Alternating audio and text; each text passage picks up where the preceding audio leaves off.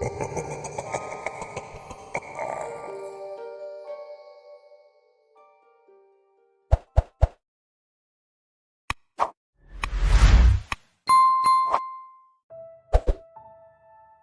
been some time before I had gotten a chance to go back home. I went to Canada for my university and am currently looking for work. The economy was down the shitter, my friends from uni all dispersed into their own adult lives, and I was stuck alone in my apartment staring at a dwindling list of relevant job offers online. I'd started staying up later and later, where the first sunlight was usually also the last natural light I would see before crashing on my couch. I was at my limit, not enjoying much of anything, and all my senses feeling numb. I was just pushing on through to the next day. I'd decided to save up some money to return back to my family for a short while, just a few weeks to decompress and see if that would help me. I come from one of the smaller cities in Midwestern Germany. There's absolutely nothing notable about it other than being located near the forest where my ancestors fought back the Romans. But the people are nice, as far as Germans go. We are a weird people, I admit, outwardly cold towards those we don't know, until we get together for a few beers or a piece of cake, after which you would think we were friends our entire lives. But that's exactly what I wanted then. If I managed to get out of my hole, to grab a coffee, those trained smiles just reminded me of how miserable I was. I needed the gruffness of my fatherland and the reality of my own family. My arrival in the first few days went about as well as I'd anticipated. I was greeted with hugs and kisses and had to tell the same stories about 100 times before crashing on my old bed. Even at home, I barely managed to get outside. I'd stay up, smoke and drink on the balcony before letting sleep carry me through the day. My family was understandably worried. I hadn't really told them the extent of how shitty I had been feeling. They tried their best, considering they didn't really know how to deal with my mental status. It wasn't their fault, their words weren't reaching me. At least, they managed to figure out pretty quickly to drop the subject for now, attempting instead to simply cheer me up by being themselves and acting as if everything was normal. It worked for me, even if it wasn't quite the reality check I needed. I even managed to get up early enough to see them at breakfast. I still remember the soft smiles they gave me when they saw me. I shrugged, sat down, and ate some eggs. One day, an old high school friend, Max, who had also managed to make his way back home and had heard of my arrival, hit me up via text and asked if I wanted to go on a walk. I wanted to decline, but at the same time, I felt bad enough that I had never once texted him, and now here he was, inviting me. We used to live close together, so all he needed to do was pick me up at home. We decided to retread our old childhood stomping grounds in the forest that bordered our suburb. It's the same forest I mentioned earlier, by the way. As he rang the doorbell, I was overcome by this terrible anxiety. How would he see me? What would he think of me? I opened the door and he immediately smiled and said, "How are you, you fucking ghost?" I couldn't help but grin and we hugged.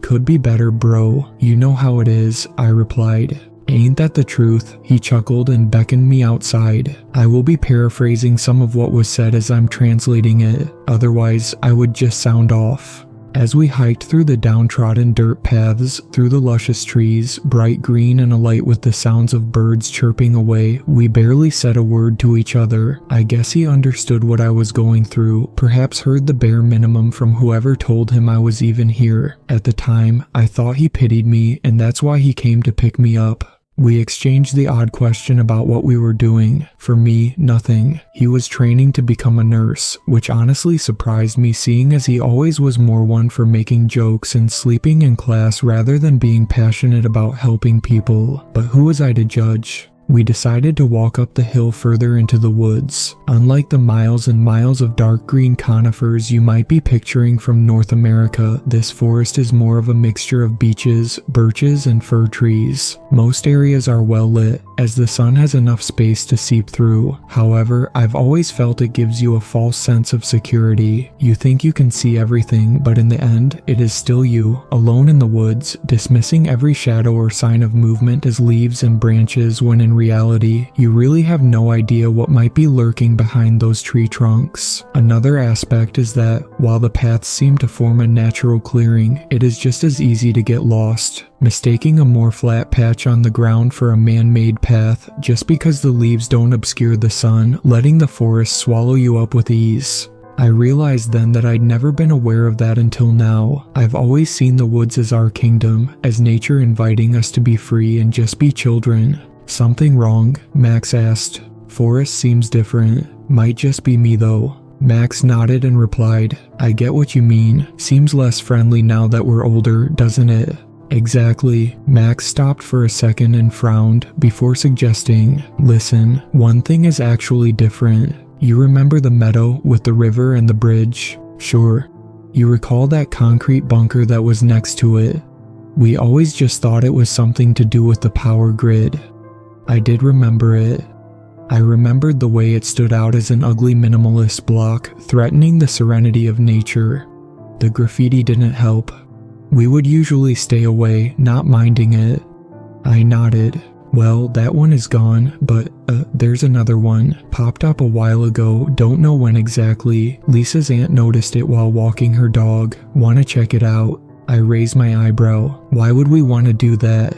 I don't know, man. I'm trying my best here. I could sense his desperation, reminding me of my parents, seeing me every night before they went to bed, asking me to hang out with them. I shrugged, grabbed his shoulders and said, lead the way then.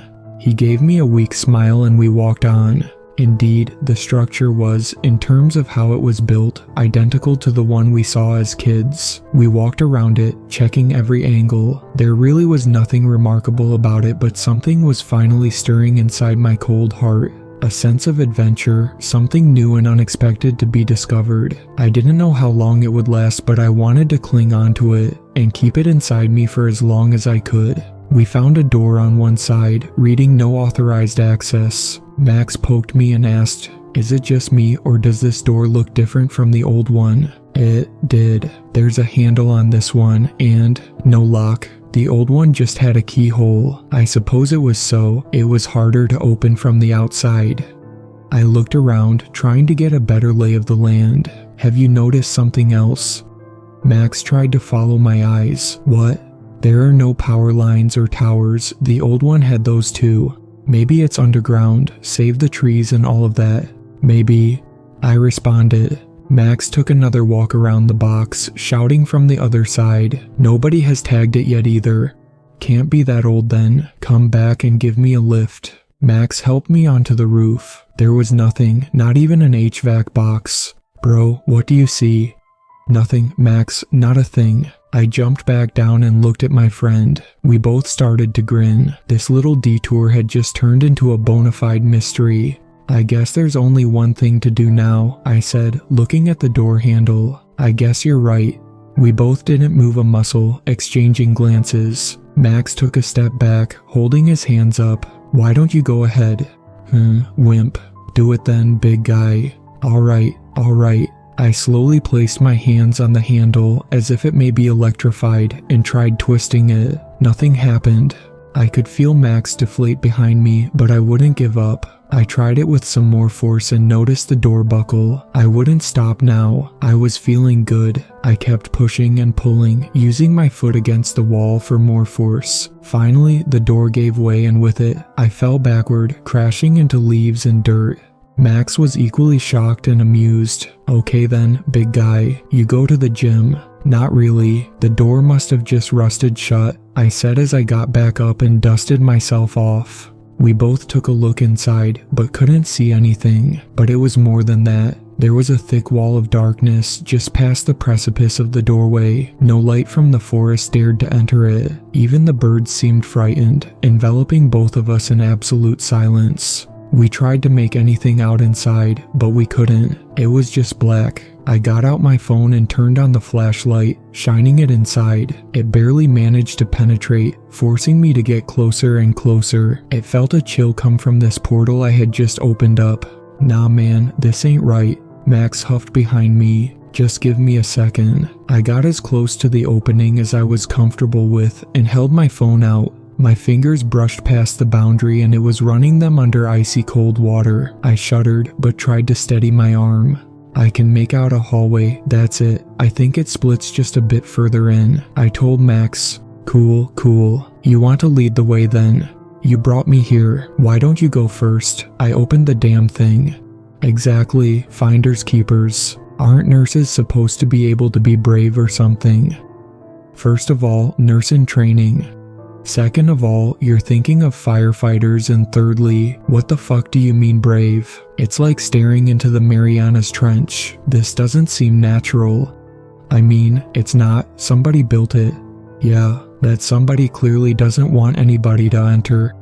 I got agitated. He had brought me here. He agreed to open the door. Why did he want to ruin this for me? Isn't this what he wanted? Isn't this what everybody at home wants for me? To finally fucking act and not just waste away in my room. You can stand guard, I replied gruffly. Max put his hands in the air, took another look at me and said, "You owe me a drink after this," before taking out his phone and turning the flashlight on.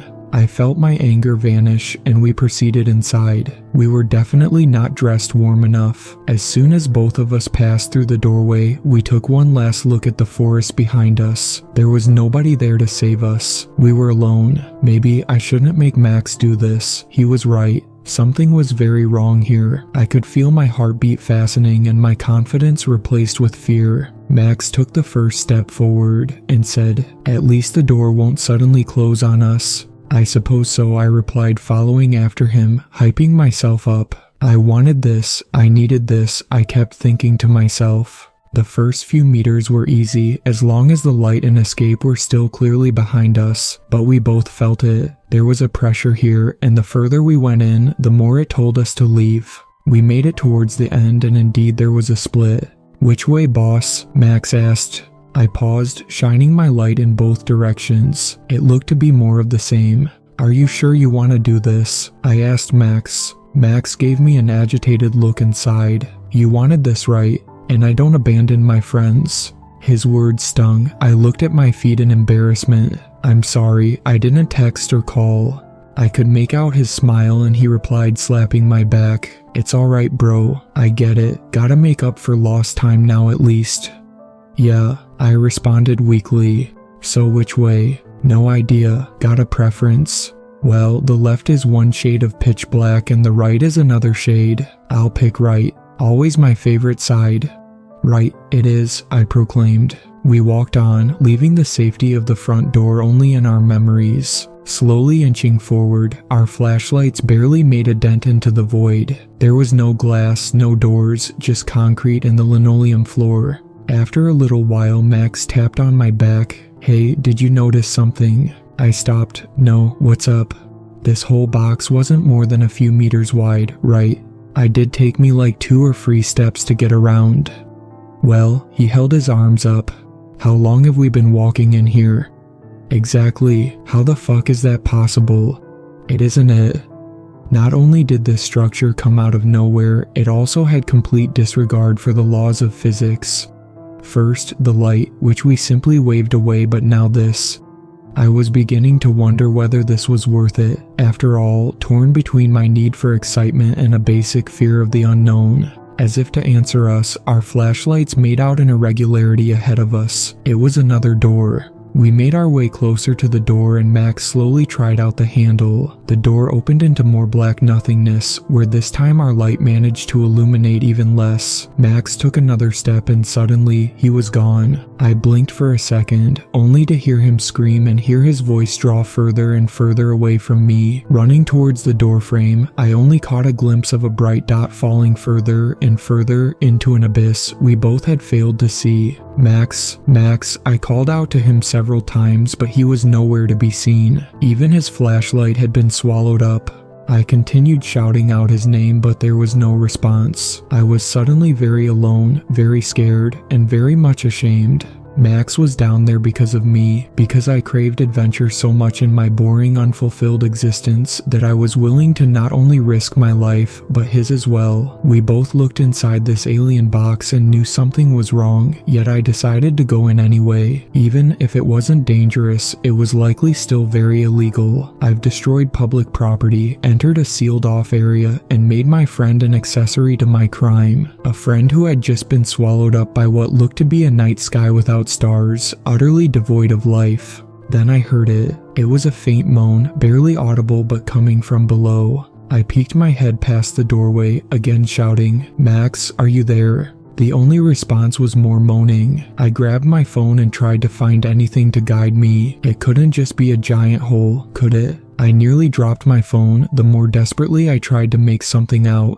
There was a little overhang just past the doorway. I got on all fours and crawled forward, shining my flashlight around me. Max's moans didn't cease. "Don't worry, bro, I'm gonna come get you." I didn't really believe in the words I was saying. That wasn't until I noticed something in the overhang. Just to my left, it went down, but when I looked closely, I saw that the drop was only a few centimeters. I slithered to my left and tried to follow the small drop. Indeed, just past the first one followed another similar decrease. Steps. They were hard to make out, seeing as the floor was as black as its surroundings, but the texture was different. They didn't particularly leave a lot of room to actually stand on, explaining why Max had so easily stumbled past them into the opening. If I was careful enough, I could manage my way down.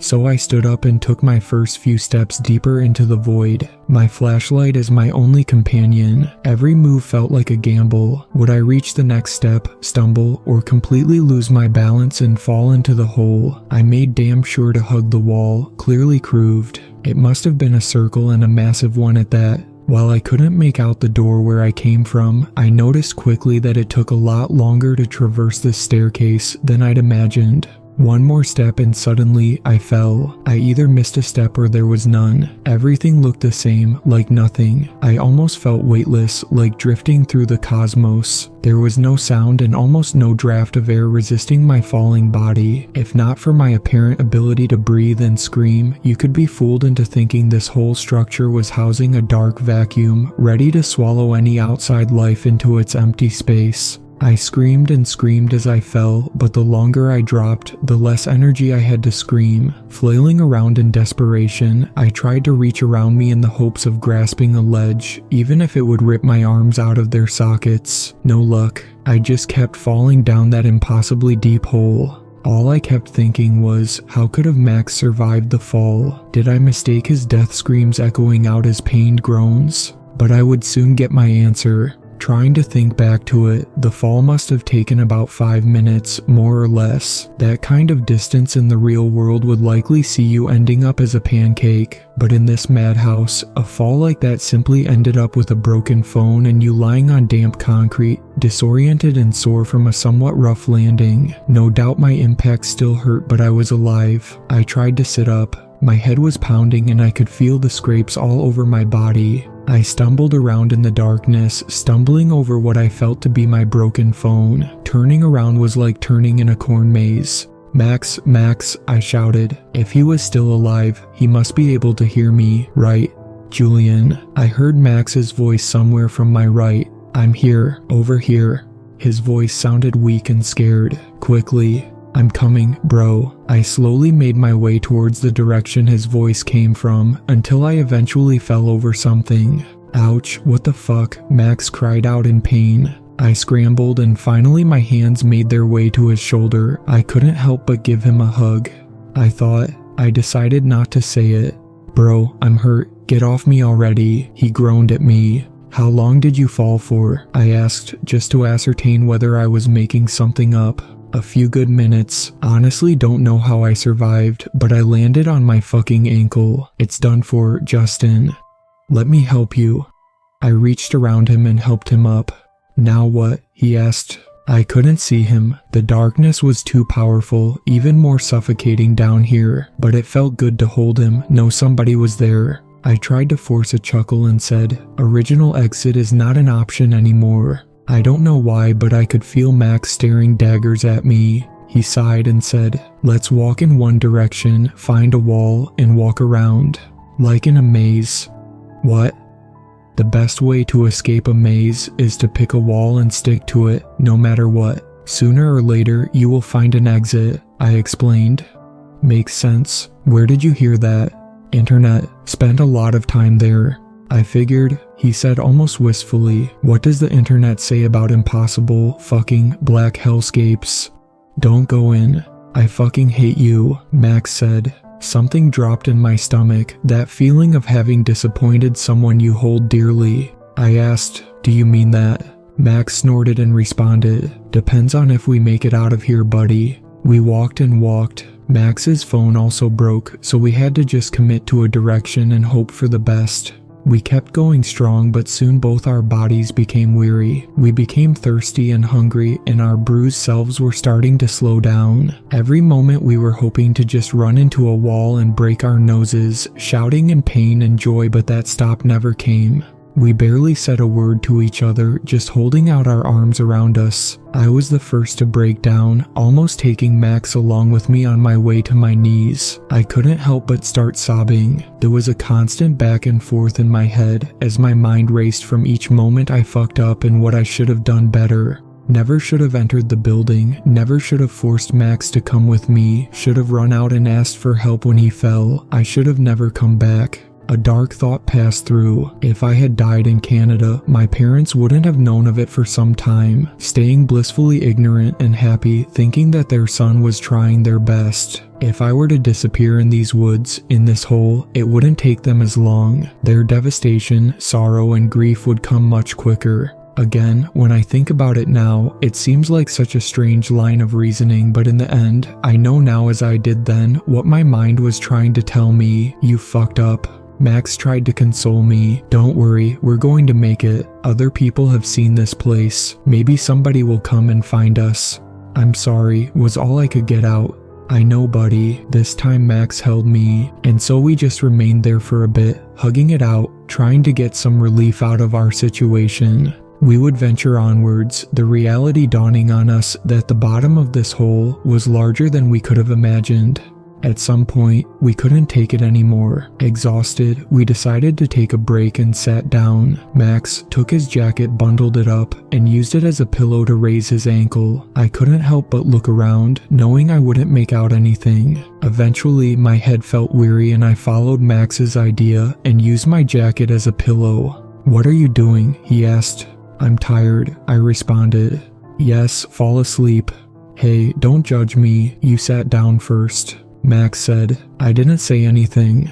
As if electrocuted, every hair on my body stood up and I became tense, my eyes staring widely into the abyss above me. "What?" I asked. "I didn't say anything," Max answered. We both stood up, gripping our jackets and each other. "Just rest," a voice said again. It was close, somewhere around us. It sounded human and comforting, but upon hearing it again it was clear that it wasn't mine or Max's. We started turning in circles, on guard for anything to come out at us. Max whispered, "I say we run as fast as we can." "Got it." The voice appeared again. "Don't run, be with me." It sent a shudder down our spines. It was different this time. Before it was a male voice, now it sounded like the soothing tone of a mother tucking you into bed at night.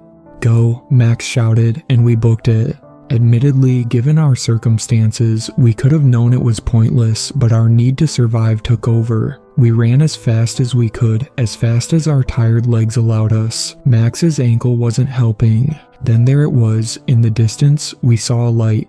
There was hope, and that propelled us to pick up the pace just a little. Arm in arm, we made our way towards the bright spot in the distance. I could hear Max's moans get increasingly more severe. He wouldn't be able to take much more. Then the light moved, ever so slightly. I stopped us in our tracks. "Shh," I said to Max. The light almost danced, left to right and up and down. We couldn't help but follow it. As it danced, it became bigger and brighter. "Oh shit," Max whispered. We hunkered down, but we knew it was too late. It was moving towards us. "Oh shit, oh fuck, oh my fucking god." Max was losing it. I slapped his shoulder. "Get it together." With the light, a figure appeared in the darkness. It followed the light, almost floating towards us. We had to shield our eyes from the bobbing ball that illuminated us. We had been in the dark so long that it felt as if we were looking into the sun. The orb moved to be just above us, and the figure stopped about 2 or 3 meters from us, its back still covered in darkness. It looked like a woman, pale yet beautiful, and naked. "Please stay," she said. "I'll make you comfortable." Max shouted, "Just let us leave, please." The figure receded back into the darkness and reappeared behind us, now a man, just as pale and handsome. Max gripped me harder. I asked, "How many are you?" The man responded, "Only one, but I can be many." It looked at me and tilted its head. "Why did you come here?" "We just wanted to explore," I said. "You did. Your friend did not." My heart froze over, but Max tapped my shoulder. "I wouldn't just abandon my friend like that," he answered. The creature moved closer to Max. "I don't want you. You are no good to me anymore." Something came from the darkness and snatched Max. Even with the light, I couldn't make it out. A black mass entangled Max's legs and lifted him up. I managed to hold onto him and a tug of war began, all the while Max was screaming. It nearly got dragged with him, but after a while, he seemed to have been released and dropped back onto the floor. This time he hit his head and was knocked out cold. I checked on him, but apart from a pulse and shallow breathing, there was no response. "Curious," the man said. "The way you fight back, maybe I misjudged you." I came closer again. I could hear a large mass dragging and a foul smell emanating from the man's direction. I had to cover my nose for a second. "What do you want from me?" I asked. "Your darkness. It gives me pleasure." "What darkness?" "Why were you drawn to this place? Why wasn't your friend?" "I just wanted to explore, wanted to do something." Yes, but didn't this place strike you as unusual?" I looked down. "Yes, you embraced the darkness. Why?" "You seem to know why." There was a guttural sound, profoundly unsettling and unholy. It sounded like laughter. Once again the figure vanished and appeared beside me, now a young woman, closer to my age. "You want to stay here, don't you? Let the darkness around you match the one inside your mind." My hands became fists. "What are you talking about? Do you really care where you are? The end would be just the same and just as welcomed. Your parents would be devastated either way." I twitched slightly. Did it know what I was thinking? "I don't want to fucking die," I resisted. "But you don't care if you do," it responded, and it was right. My body went limp and again there was that unnatural laughter. The girl took a deep breath and smiled. "Ah yes, despair. Humans are full of it." "Human, what are you?" The figure smiled and the orb lowered to be just above my head. My eyes widened. As I followed it, I could see a long, thin stretch of skin elongate towards the figure, which was now raised up in the air, and in front of me were eyes, large, black, and too many to count, paired with one enormous row of sharp teeth. That was about as much as I could and wanted to make out. It spoke again, its maw unmoving and its voice a cacophony of seemingly thousands of different people speaking in unison. "See me." I wanted to run, but I knew it was futile. Besides, Max was still lying by my feet. I wouldn't just leave him with this monster. I couldn't help but my body began to shake, and I was beginning to hyperventilate. Yes, the creature droned, all its eyes fixed on me. Kneeling down, I felt the darkness encroach on me. What could it do? Should I just submit? Maybe I could bargain to save Max and at least do one good thing with my life. I thought about it. In the end, what would happen if I made it out of this? Nothing good. I would be back to my same old, miserable life, only now with the knowledge that creatures like this exist. What if this wasn't the only one? What if there were more? Why did I have to go inside? Why? My mind was spiraling once again. I could feel the monster drawing closer, soaking in my misery. Why wouldn't it just take me? Why make me choose? Was it savoring me? I asked. Why not just get it over with? Simple. Your total submission is the ultimate meal, the only way to make you mine. What if I refuse? It laughed and its whole mass was shaking. I am older than your human history could ever conceive. I will wait. Others will come and one day you will find your way back to me. I'm not bound here. I live in your darkness. That's it. I couldn't believe it, trying to hide my fear in a simple response. That's it. You will remember me. He won't. You will come back to me. Of that, I have no doubt. My darkness will always be there to comfort you. I took another look at Max and remembered the way he initially asked me to come out, and now, here he is, stuck with me in this abomination. Nevertheless, I couldn't help but smile. He really was there for me. I want to leave. You are just another thing in my life. Another thing I will get over just like I always do. The creature drew back a little, but I could make out how its teeth were forming a smile. So be it, it said, and suddenly everything went dark. and just like that, there was light again. I was lying on the concrete floor in a room filled with a huge generator and other electrical boxes. Just ahead of me was light, not some false promise, but sunlight. It was the door I had broken down earlier, illuminating my face. In the end, unobscured by some kind of eldritch magic, it really had just been a small building to do with the power grid. Max was next to me, also waking up. "What the fuck happened? How did we fall asleep and why do we look like shit?" he asked. I was almost relieved. I didn't want him to remember, but I also didn't have an adequate explanation. I simply helped him up. His ankle was still messed up and we humped out back into the forest. It couldn't have been more than maybe a few hours, if even. The sun had barely moved. I helped him back to my house, where I called him an ambulance to look at his injury. The entire time he was asking questions, I had no answer. I simply said that he tripped on a loose wire, twisted his ankle, and took me with him. He didn't believe me, but he also didn't press further. I don't think he really ever trusted me after that. Again, I could live with that. I had other concerns and I was happy that he wouldn't have to live with what I had dragged him into. While I would like to say it ended there, it wasn't quite so. What we went through and what I had made Max endure, the memory of it or not, stayed with me, sending daggers through my heart. Then there was the unavoidable reality of what that monster had said to me. I tried to forget and move on. I even went back to Canada, trying to pick up my life. But I began having nightmares, constantly avoiding dark spaces and sleeping with all my lights on. I recently even started going to therapy. It was less to get better, but almost more as a declaration of a fight.